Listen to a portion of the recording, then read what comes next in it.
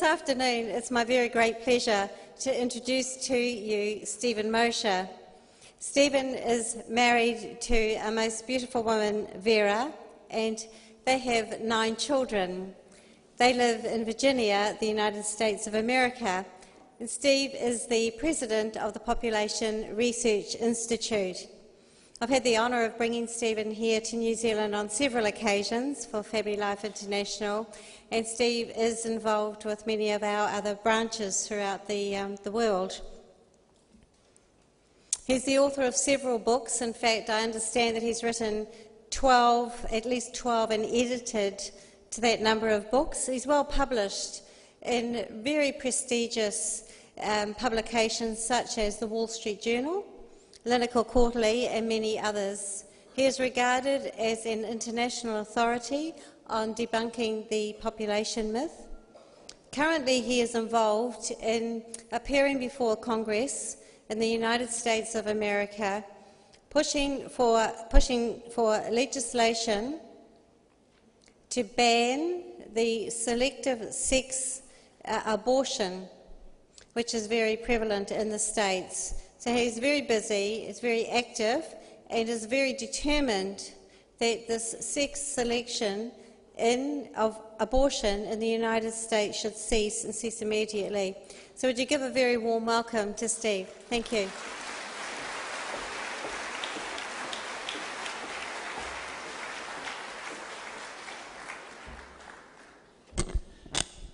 Well, thank you, Colleen, for that very gracious introduction. It's good to be back in New Zealand again. As Colleen mentioned, I've been here on a number of occasions and have always regretted having to go back to the United States when it's time to leave on that the long plane ride. I'm a Catholic convert. I came into the church on a beautiful Easter day in 1991. That means that I'm exactly 21 years old in the faith. And my wife tells me that I'm now finally an adult. But I still have to consult with her on certain subtleties and nuances of my faith, as I always have. You see, when God decided my soul was worth saving, He brought my wife, Vera, into my life. And I want to tell you a story that involves Vera, as so much of my life has. It's a story about my first confession. Now, I don't know if the cradle Catholics among you remember their first confession, but I was 43 years old, and my first confession is burned into my memory. I was mere weeks away from receiving communion. I had longed to go up and receive communion for several years at that point, but before I could receive my Lord and my God in Holy Communion, I faced the hard prospect of penance. Before I could commune, I first had to confess. My instructor in the rite of Christian initiation and for adults, which is what we call it in the United States, I'm not sure what you call it here, the acronym in the States is RCIA, did not think that it would bother me perhaps as much as it did. But I will tell you, I will confess to you, that the thought of bearing my soul in front of a human audience was terrifying. I mean, growing up, I had never really been held accountable by anyone, not by my mother, not by my father. Aside from a few incidents of who broke the window, usually me, I had never been expected to own up to anything.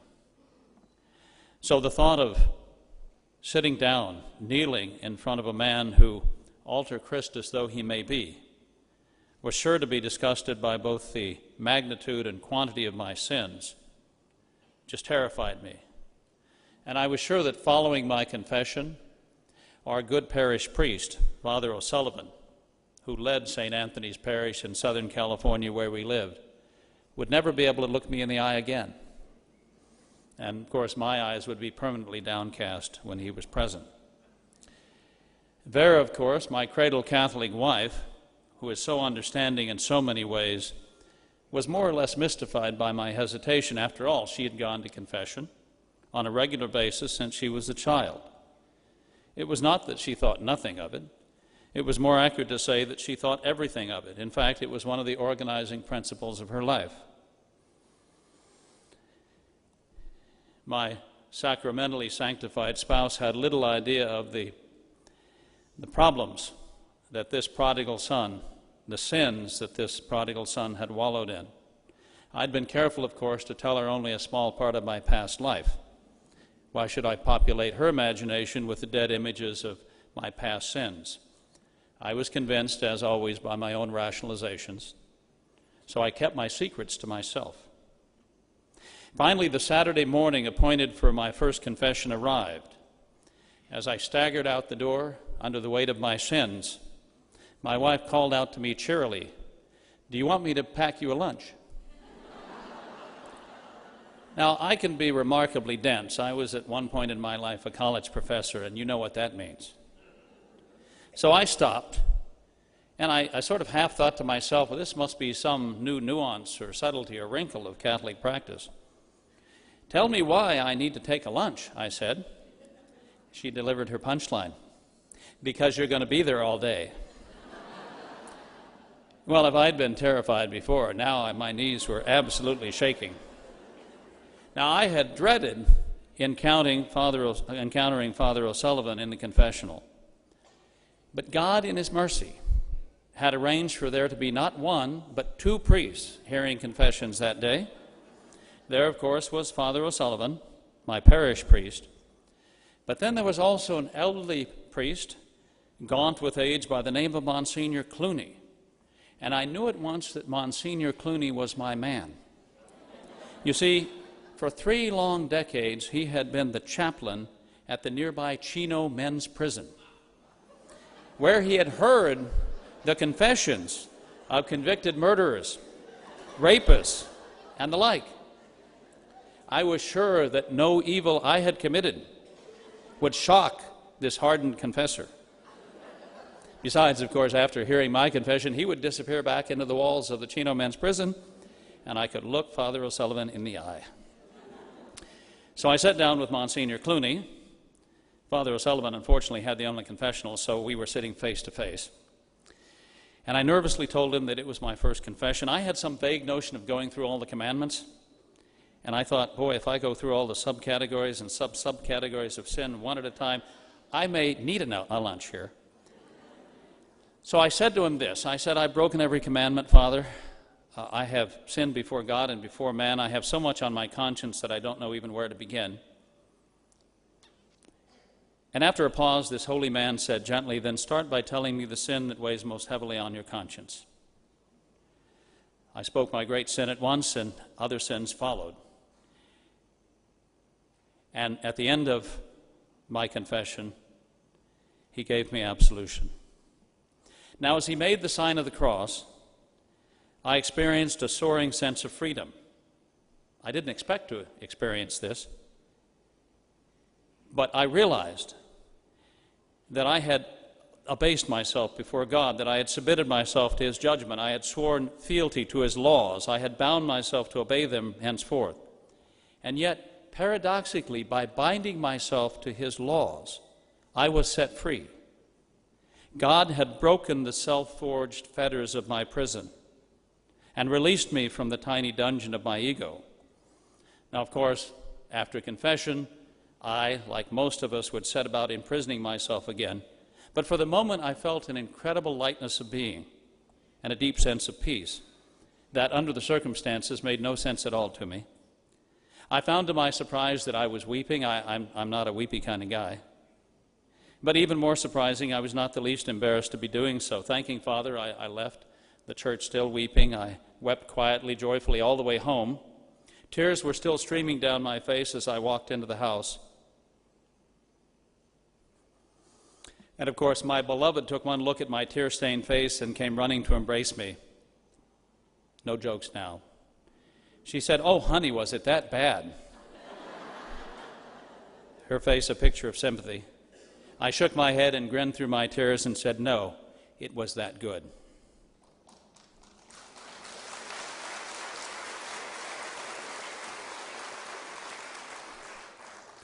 Now, my road to the confessional My road to the one holy Catholic and Apostolic Church led, oddly enough, through China. And I'm going to tell you now how I found God in China in an odd sort of way. Back in the late 1970s, because I was the first American social scientist allowed to go into China and do research. It was March of 1979.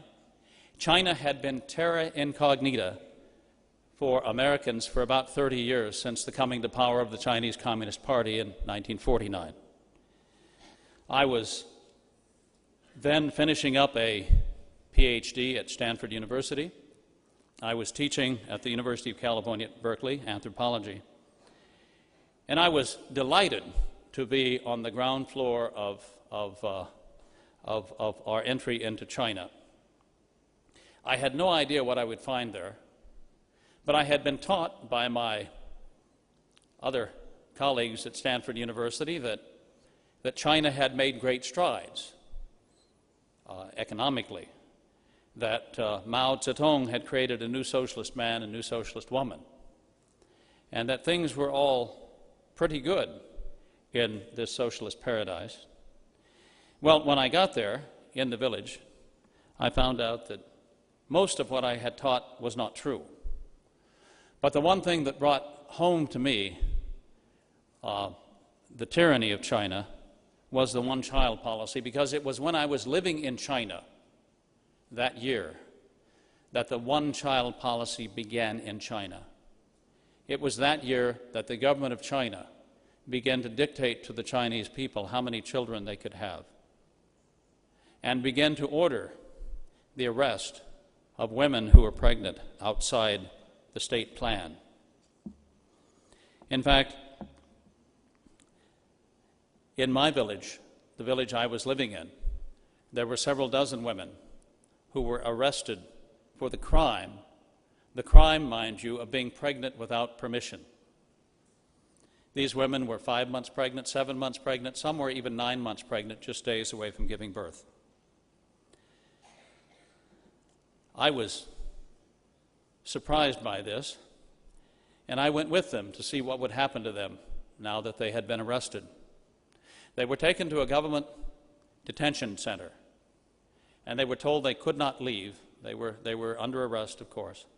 And there they were subjected to morning to night study sessions led by senior Communist Party officials, all male, who told them that they had no choice but to have an abortion, who told them that their babies were illegal and they would not be allowed to live, and who even said to the women in the lockup who were 9 months pregnant, just days away from giving birth, you should not think that we're going to allow you to give birth to the babies that you're carrying, because should you go into labor, we will simply take you to the local medical clinic and you will go home alone. This was a threat of what? It was a threat of infanticide. It was a threat that was actually carried out.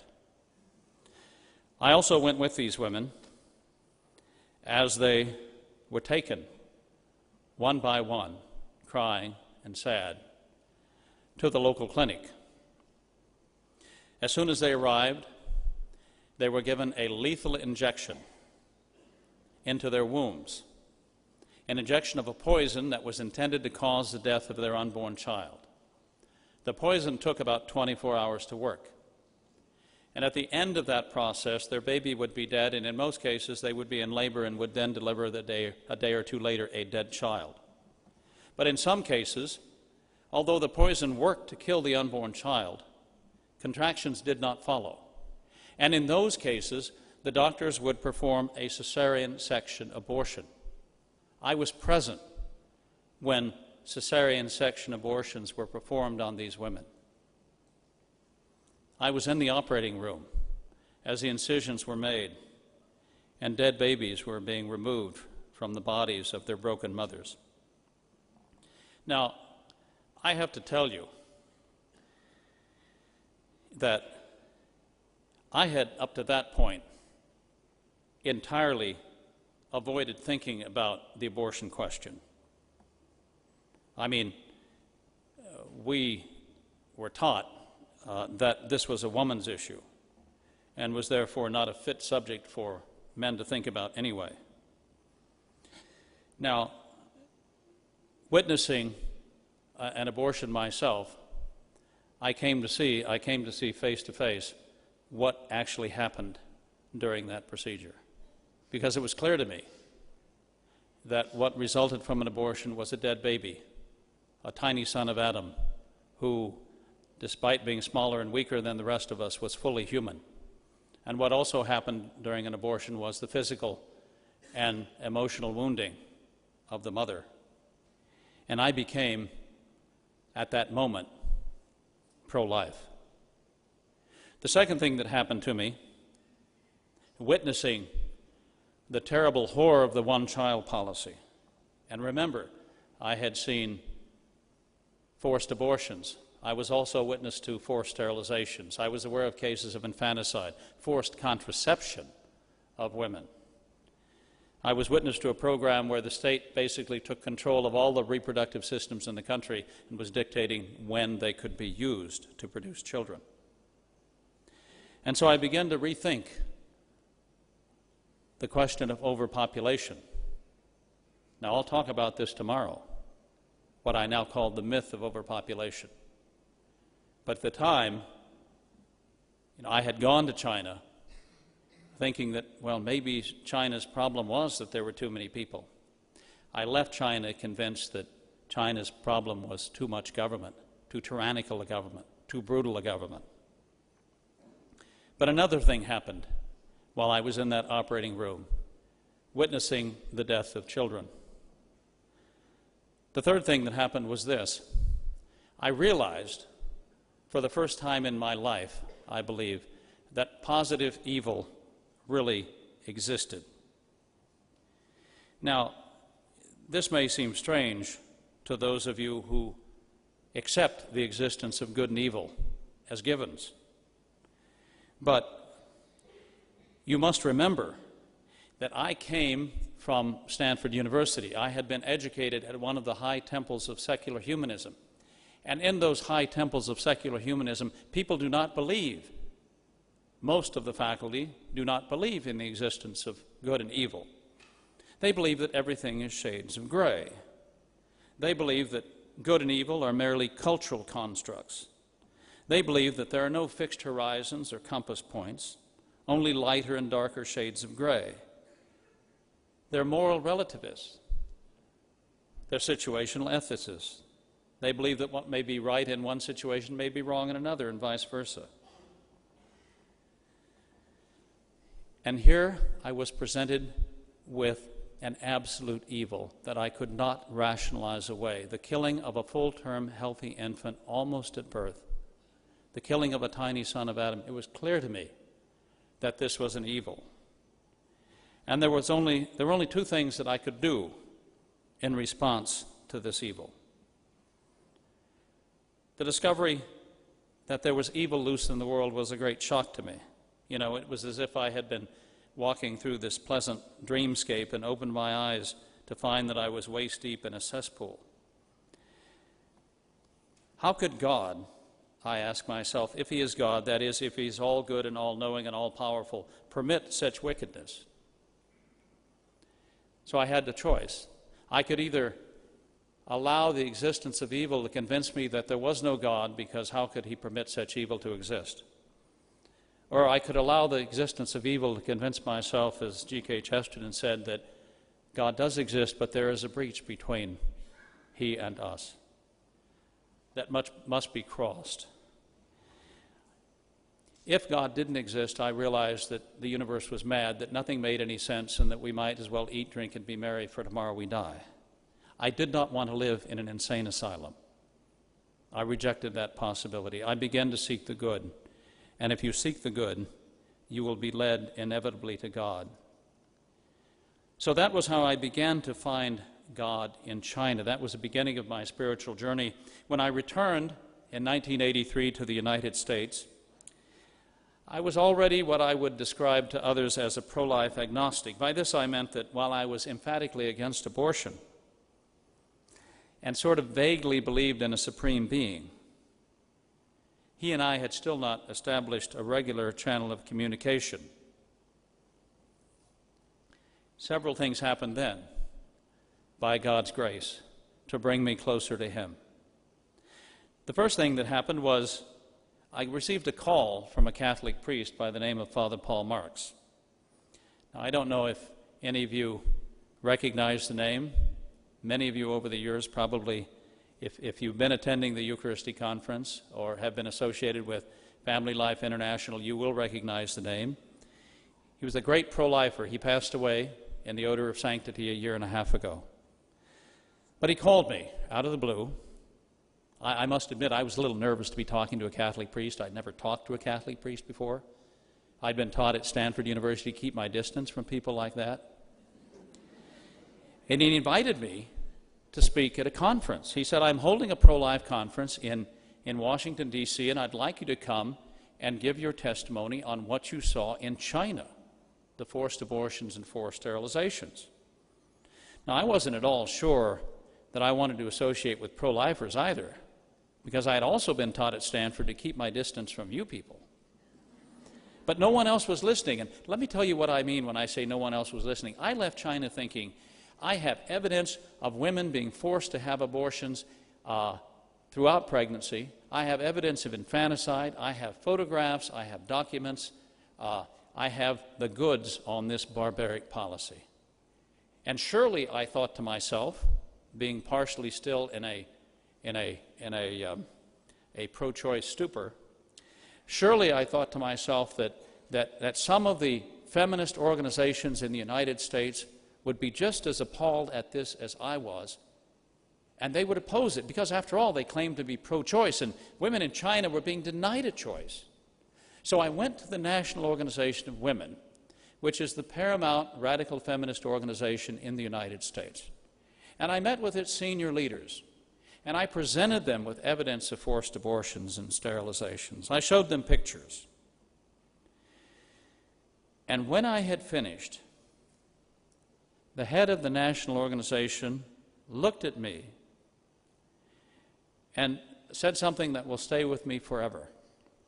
She said, I'm personally opposed to forced abortion, but after all, China does have a population problem. And they would do nothing. And that was that. I was dismissed from their presence. And they have to date never spoken out against the fact that hundreds of millions of Chinese women have been forced under duress to undergo abortions. They're not pro-choice, you see.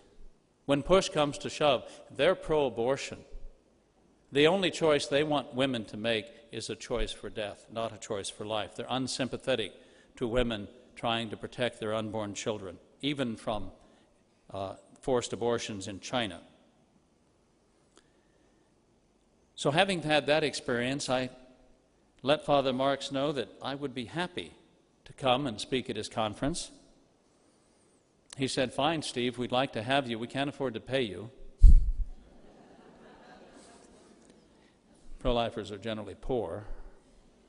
But you can bring some of your books, and maybe you'll sell a few. So I went to talk to them, and this was another part of my conversion, because I found myself at this conference in the middle of 5,000 or so people who were bright and cheerful and well-balanced and loving and kind. And by the end of the conference, I had really begun to want to be like them. I wanted to have what they had. And of course, what they had was, for the most part, membership in the Catholic Church. And I contrasted them, these well-balanced, loving, kind, and generous pro-lifers who are engaged in a struggle that they could never hope to benefit from in this world, speaking out for the voiceless. I compared and contrasted them with the rather bizarre personalities I had encountered in academia, people who are self-absorbed, people who are grasping at honors and recognition, big-brained but small-minded, people who worshiped their own intelligence, or people who worshiped a random dance of atoms. They were materialists, denying anything in the spiritual realm. And I'll tell you what, the pro-lifers came out well ahead in that comparison. I began to want to be like them. And I began to be in regular communication with Father Marks, who sent me my first catechism. The second thing that happened was, around that time, I stumbled upon the work of St. Thomas Aquinas, which for me personally was something akin to finding the Dead Sea Scrolls. Because just as the Dead Sea Scrolls demonstrated the authenticity of the Scriptures, so did the Summa of St. Thomas Aquinas teach me the validity of reasoning one's way to the truth which is God. Faith and reason are like two wings on which the human spirit rises to the contemplation of truth. And it was on the wing of reason that I began to read my way into the Catholic faith. Because here was a philosophical edifice that not only encompassed all of creation, but also reached up to the very heavens, that answered the big questions, the questions that academics at Stanford and Harvard and elsewhere shy away from. What is man? What is God? What is the state? What is the relationship between the three? So Thomas Aquinas was another part of the road that I traveled, who revealed to me the possibility that God spoke to man through his reason as well as through his faith, and that one could therefore read and think and study one's way into the Catholic Church, which I proceeded to do. The third person that played an enormous role in helping me to win my salvation, of course, was my wife, Vera. You know, we were married for a number of years before I was able to enter the church. But she took to heart St. Paul's admonition that the sanctified spouse should sanctify the unsanctified one. And she was everything that love should be. She was patient, she was kind, she was selfless and self-giving, and necessarily, given my character, she was long-suffering.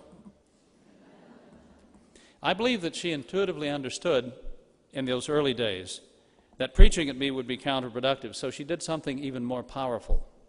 She prayed for me. Of course, I didn't realize all those prayers were floating heavenward. And I probably in the early days would have objected somewhat if I had known, but of course she had the good sense not to tell me. Then came the day we were walking across the plaza in front of the old Spanish mission church in California in a city called San Luis Obispo, a mission that was built in 1780 or so. And suddenly the bells on the tower began to ring, summoning one and all to Mass. It turned out the bells were pealing for me as well, because Vera suggested in that gentle, loving way of hers that we go to services together. And so I agreed to attend my first Mass. I sort of went in like a visiting anthropologist who was there to observe an ancient religious rite, and I felt myself drawn in and uplifted by the liturgy of the Word. And the liturgy of the Eucharist created in me an eagerness which I was actually unable to satisfy for several years for communion with Christ. The final blessing came too soon. It was as if a song that I had once sung but long forgotten had found its way back to my lips, or a truth that I had known but had forgotten had made its way back into my consciousness. I began attending Mass with Vera on a regular basis, and it began to be very difficult to watch her go up week after week for communion while I remained sitting in the pew, communionless. Now, as I began to learn more about the Catholic faith, no doctrine touched me more deeply than the communion of saints. You know, the idea that we here on earth can be aided in our pilgrimage by those who have gone before links our world to the next in a marvelous and positive symmetry. And it seemed particularly applicable to my circumstances because, remember, the little children, the unborn babies whose deaths I had witnessed in China. And I thought of the great cloud of witnesses that St. Paul speaks of in Hebrews. And when I thought of the great cloud of witnesses, I thought mostly of those Chinese babies who had died in my presence. And I thought of how I had spoken out on behalf of those millions of innocent victims in China's one-child policy. By that point, I'd written books about it, I'd written articles about it, I'd done interviews about it, I'd given congressional testimony about it, I'd spoken at Father Marx's conferences and other conferences. Not to be outdone in generosity, I believed, when I heard about the communion of saints, that this vast multitude of heavenly intercessors had implored the Father on my behalf for a decade, begging before the throne of God for my conversion, for the grace of my conversion. So I came to believe. I had interceded for them in a very weak human way, while they, I became convinced, had interceded for me in a very powerful supernatural way. So I was by that point eager to cross the Tiber. On Easter Sunday, 1991, I came into full communion with the Roman Catholic Church. It was a glorious spring day, but there was no less glory in the tabernacle of my heart because I received the great grace of Holy Communion with our Lord for the first time. But I was soon to learn that one never receives great graces without a compensating cross.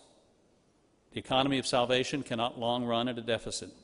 The name of this particular cross was Andrew Christian Mosher, our fifth child, who was born on April 8th, 1991, 8 days after I entered the church.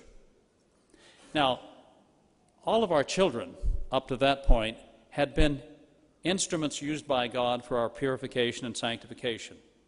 You know, our children provide us with opportunities to practice the corporal works of mercy and the spiritual works of mercy.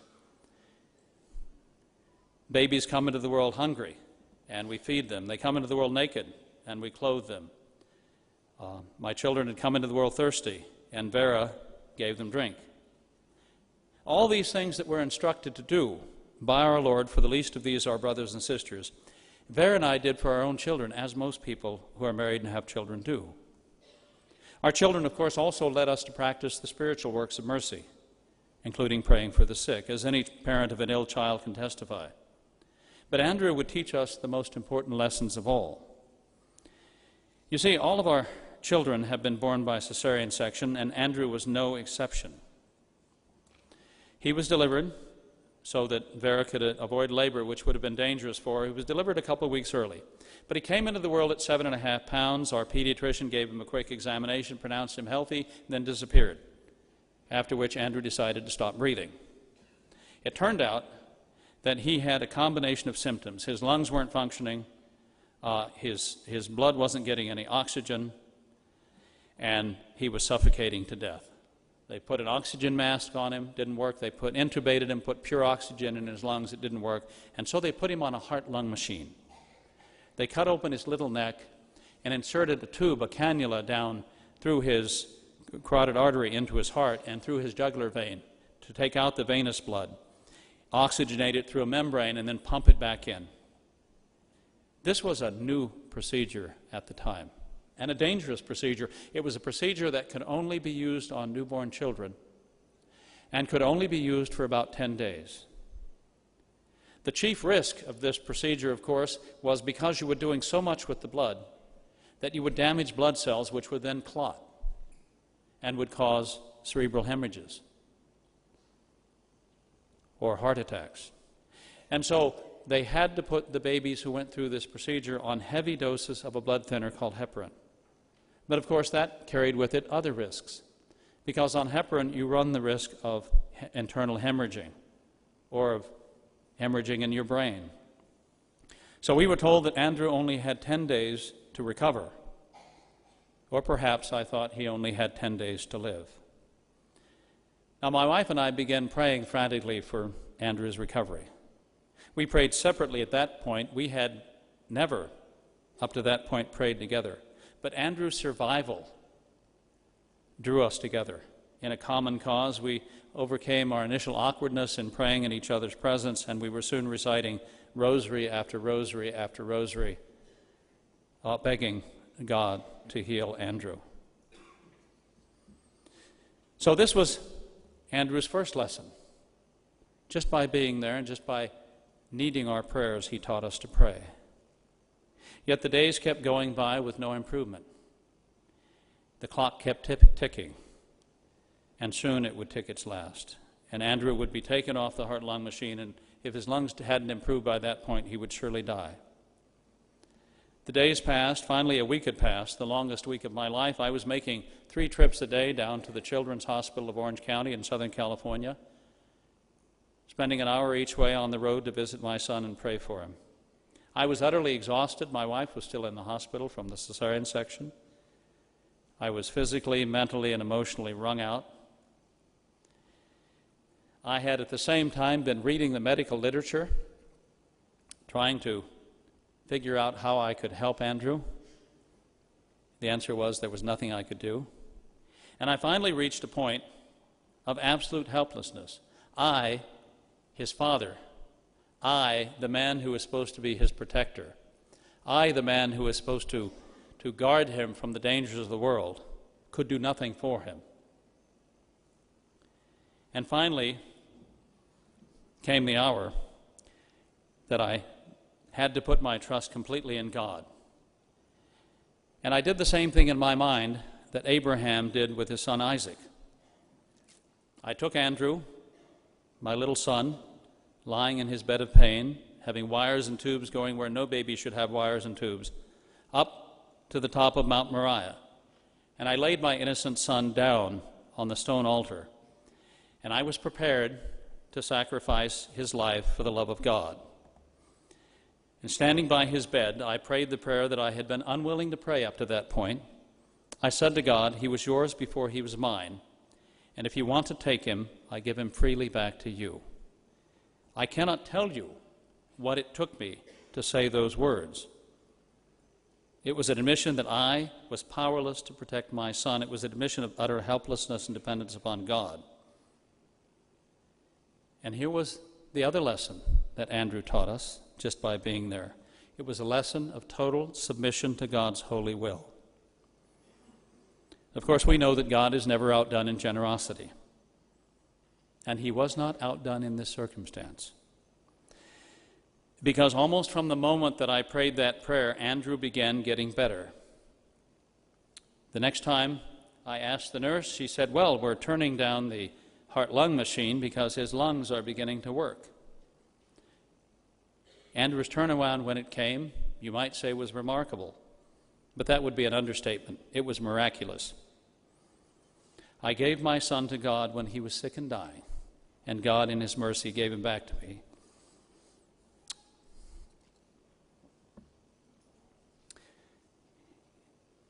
The children continued to come, and I want to tell you the story now of Thomas Aquinas Mosher, because this is another miracle story. I think the parents who have a large family are frequently on their knees before God, and that God helps them in many different ways. With our son Thomas Aquinas, my wife was placenta previa. This means that when Thomas was very small, no larger than the head of a pin, he did something very foolish. Instead of implanting in the top part of Vera's uterus, he implanted himself near the bottom, near the opening of the cervix. And as his placenta grew, it grew to cover the opening of the cervix. That's what placenta previa is. And placenta previa is characterized by frequent hemorrhaging. A woman can bleed to death when she's placenta previa because the placenta will tear away from the wall of the uterus. There will be bleeding. The bleeding will irritate the uterus. There will be contractions. The contractions will cause more tearing, and ultimately the baby can be spontaneously miscarried, and the mother can suffer severe hemorrhaging. Vera's hemorrhaging began at 26 weeks. We woke up in the middle of the night. There was blood all over the bed. I took her to the local hospital. They brought her in, got her stabilized with the right doses of medication, and after a few days she was able to come home. The process repeated itself the next week, and the week after that, and the week after that. Finally, she was 33 and a half weeks pregnant. We were hoping that she was far enough along so that Thomas's lungs would be mature and he could be safely delivered by cesarean section, but the test came back negative. She would have to try to carry him a couple more weeks. I was scheduled to go to the state of Michigan and speak when she had her final and most violent hemorrhage. We went to the hospital. They were able to get her stabilized, and I said, honey, I'm not going to go to Michigan. I'm going to stay here in California with you. I can't leave your bedside at this point. She said, no, the bleeding has slowed down. I'm getting good care here. I'll be fine. You just go and come back as soon as you can. You know, don't disappoint the people in Michigan. So I got on the last flight I could out of Southern California, landed in Flint, Michigan, just in time to take a taxi to the banquet that I was speaking at. I got to the banquet as everyone had finished eating, and I was being introduced. I literally walked in the room as they were introducing me. And for the next 40 minutes, I talked to them about population control programs and the evil of China's one-child policy. And when I finished, I said, I have a special request for all of you tonight. I told them that my wife was in the hospital, that she was placenta previa, that she had just suffered a severe hemorrhage, and that it was not yet time for my son, Thomas Aquinas, to come into the world. And I asked them to pray for her healing. And a good pastor stood up and led 500 pro-lifers in 5 minutes of heartfelt prayer for my wife. As soon as that was over, I went to my hotel room. I picked up the phone and I called my wife in the hospital. And I said, how are you doing, honey? She said, well, up to a few minutes ago, I wasn't doing very well. I was bleeding heavily, and the doctor said if it continued for a little while longer, the loss of blood would be so severe they would have no choice but to do a cesarean section, even though Thomas isn't ready to be born. But the bleeding has stopped. The bleeding has stopped. The contractions had stopped. And not only that, we know that was a healing because when she was released from the hospital and came home, she carried that baby for the next 5.5 weeks. She carried Thomas for the next 5.5 weeks until he was 38 weeks without having a single hemorrhage, without losing a single drop of blood or having contractions. So it was a healing. His lungs were mature when he was born, and he's a healthy 17-year-old today.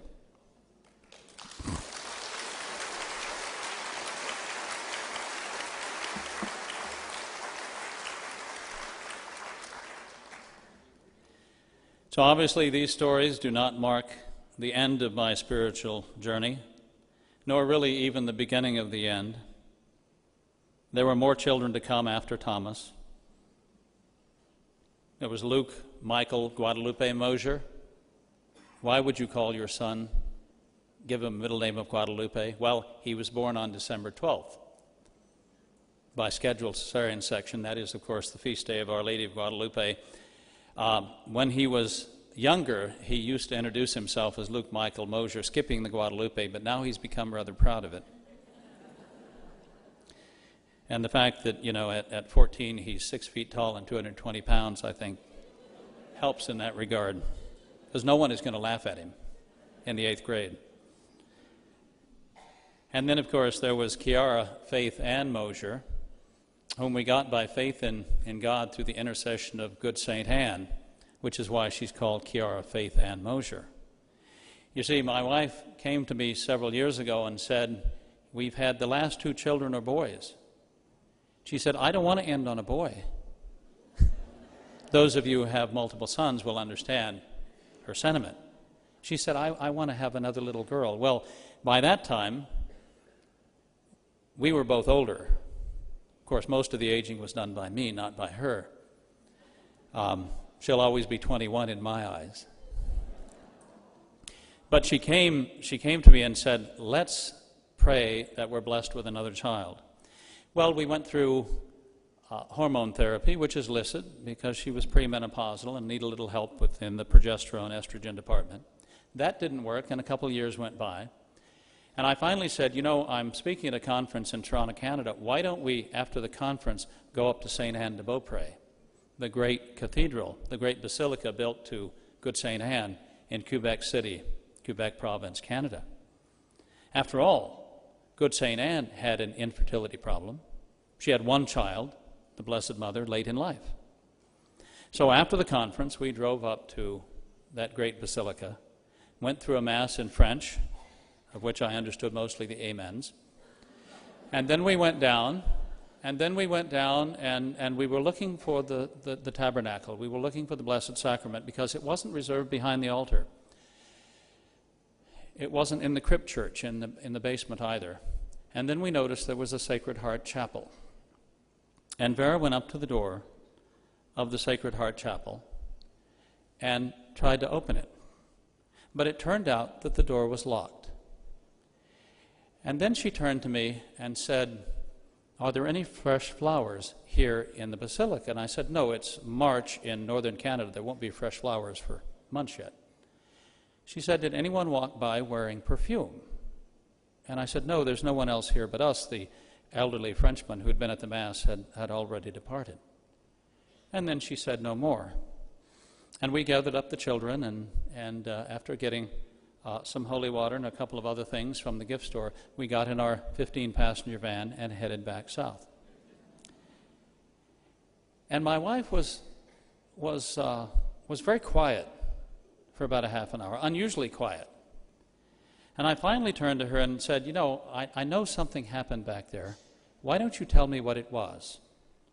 And she said, "Well, you know, I had wanted to spend some time in adoration in the Blessed Sacrament Chapel, and I was so disappointed when I found the door locked. And then I smelled a heavenly scent, and I heard the words, 'I'm here.' And I looked at her and said, 'Do you know what this means?' And she looked at me and said, 'What?' And I said, 'This means that our prayer has been answered.' And we went back to Virginia, and we went to the drugstore and got one of those pregnancy tests that you can buy over the counter now, and it came back positive. And 9 months later, Chiara was born. And now you know the source of her middle name, because we got her by faith in God through the intercession of Good St. Anne. And of course, we also have a devotion to St. Clare, Santa Chiara, and took her to Assisi when she was 9 months old to dedicate her to her namesake. So the children have played a great role in my conversion, along with my wife, of course. And I'm no longer a Catholic simply because I reasoned my way with the help of God's ability to reason that He gifted us with. I'm a Catholic because of miracles that have occurred in my lives and my life and the lives of others. Other things have happened since that I don't have time to share with you. But I will share with you my favorite stanza from the poems of William Blake. And the great English poet wrote, "I give you the end of a golden string, only roll it into a ball, and it will take you to heaven's gate, set in Jerusalem's wall." And the golden string, of course, is the grace of God, the grace that we need for our ongoing conversion. And He uses, of course, different instruments. In my case, the instrument of Father Marx, of all the pro-lifers that I met, of St. Thomas Aquinas speaking to me through his works across the centuries, of my loving wife and our children, and the belief in the communion of saints and the help that we're getting through those who've gone before us. So, I journey on. I've got a firm grasp on the golden string, and I am determined to keep rolling it up into a ball until I arrive safely at heaven's gate, set in the wall of the heavenly Jerusalem. Home at last. Thank you. This afternoon, it's my very great pleasure to introduce to you Steven Mosher. Steven is married to a most beautiful woman, Vera, and they have 9 children. They live in Virginia, the United States of America. And Steve is the president of the Population Research Institute. I've had the honour of bringing Stephen here to New Zealand on several occasions for Family Life International, and Steve is involved with many of our other branches throughout the world. He's the author of several books. In fact, I understand that he's written 12, at least 12, and edited to that number of books. He's well published in very prestigious publications such as the Wall Street Journal, Clinical Quarterly, and many others. He is regarded as an international authority on debunking the population myth. I had never really been held accountable by anyone, not by my mother, not by my father. Aside from a few incidents of who broke the window, usually me, I had never been expected to own up to anything. So the thought of sitting down, kneeling in front of a man who, alter Christus though he may be, was sure to be disgusted by both the magnitude and quantity of my sins, just terrified me. And I was sure that following my confession, our good parish priest, Father O'Sullivan, who led St. Anthony's Parish in Southern California where we lived, would never be able to look me in the eye again. And of course my eyes would be permanently downcast when he was present. Vera, of course, my cradle Catholic wife, who is so understanding in so many ways, was more or less mystified by my hesitation. After all, she had gone to confession back to the United States when it's time to leave on that the long plane ride. I'm a Catholic convert. I came into the church on a beautiful Easter day in 1991. That means that I'm exactly 21 years old in the faith. And my wife tells me that I'm now finally an adult. But I still have to consult with her on certain subtleties and nuances of my faith, as I always have. You see, when God decided my soul was worth saving, he brought my wife, Vera, into my life. And I want to tell you a story that involves Vera, as so much of my life has. It's a story about my first confession. Now, I don't know if the cradle Catholics among you remember their first confession, but I was 14. Currently, he is involved in appearing before Congress in the United States of America, pushing for legislation to ban the selective sex abortion, which is very prevalent in the States. So he's very busy, is very active, and is very determined that this sex selection of abortion in the United States should cease, and cease immediately. So would you give a very warm welcome to Steve? Thank you.